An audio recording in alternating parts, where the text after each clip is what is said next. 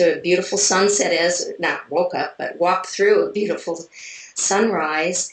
And the further we got, the worse the weather got. So when I finally did get to the summit, I could not see a thing. It was just a whiteout of, snow all behind us and clouds.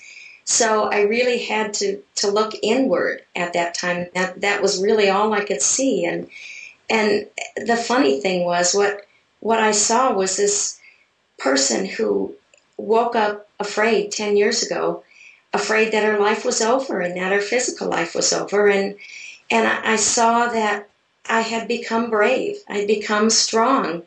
And that this wasn't the end of my life, and that I was ready to jump in and live it passionately from here on out, and to not be afraid to try things. Wow, that is really a triumphant tale if I ever heard one. What advice do you have for other people who have MS, or for that matter, any other illness like that? Well, I have to tell you, I am one of the lucky ones with MS. For me on the mountain, it was hard to take a step and have to breathe and take another step. But I got to come home and live a pretty darn normal life once I got back here. But for a lot of people with MS, it's hard just to walk across the room. And I realize that, and I know that I'm very lucky. So my message to them and to anyone is take life one step at a time, and don't give up on your dreams. Set some goals for yourself, and they don't have to be physical. Someday I may be in a wheelchair, and mine may not be physical then either, but have those dreams and things that you still want to do, and get excited about your life, and go for the gusto and give them a shot. Wow, that's very encouraging and inspiring. I wanted to know too that you were asked to carry the flag for the first ever World MS Day to the summit of Everest, and that must have been a powerful moment. Well, it was. About a week before I left for the climb, I got a phone call from London, from the World MS Federation, and they said this year they were going to have the first ever World MS Day to unite people around the globe about educating them about MS. So they asked if I would take a flag with me. Well, it arrived in Nepal, and it had missed our trek starting toward base camp. So they strapped it on the back of a yak, and it took 2 weeks for it to arrive at base camp, where they presented the flag to me.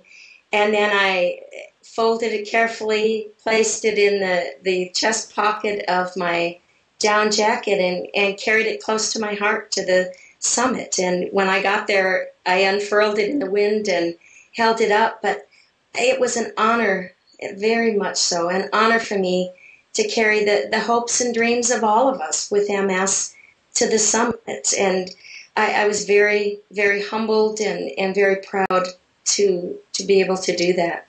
That's wonderful. So now you're looking back, do you sometimes think, well, wait a minute, climbing the 7 summits, that was me? I did that?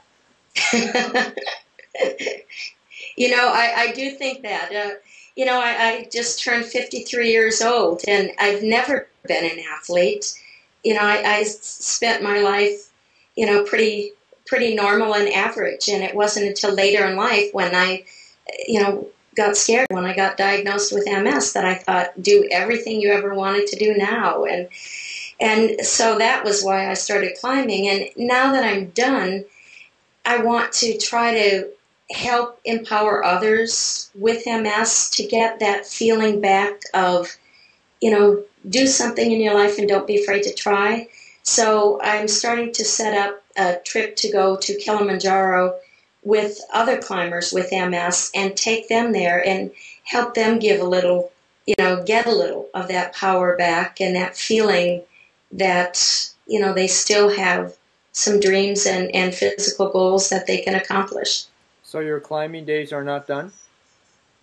Not completely. I think I'm done with the hard, expensive ones. But like I said, I'd like to do the Kilimanjaro one. But also through the business empowerment through adventure.com that I set up, what I want to do too is to go around and speak to others and groups of people of all ages and abilities and disabilities, about just believing in yourself and not being afraid to try. So that's been a lot of fun for me to go. And I just got back from a meeting in northern Wisconsin with a group of people with MS. And, you know, I love encouraging others to give it a shot and to follow through on some of their passions. Okay, so the next Lori's Excellent Adventure is more about teaching people to go within and find the strength that is there and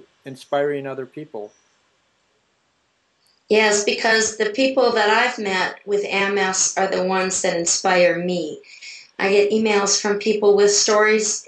They talk about the hardships in their life, and they're still out there. They're still trying to live life to the fullest, and that's what inspires me. And so I just hope to get out there and pass along, you know, my story, but it's no better than anyone else's. It's just how I dealt with something that scared me in my life, and hopefully by hearing other people's stories about not giving up, it can help them to, you know, take another look at the challenges, whatever they may be in their lives, and give them another shot too. That's a good point. MS can also stand for My Story, which you told very well. And this has been a wonderful, wonderful conversation, and I appreciate it. I know that you are going to inspire a lot of people who watch this. So thank you for joining us today, and I appreciate it. It's very nice to meet you. Well, it was very nice meeting you too, Phil, and I appreciate you giving me a chance to share my story.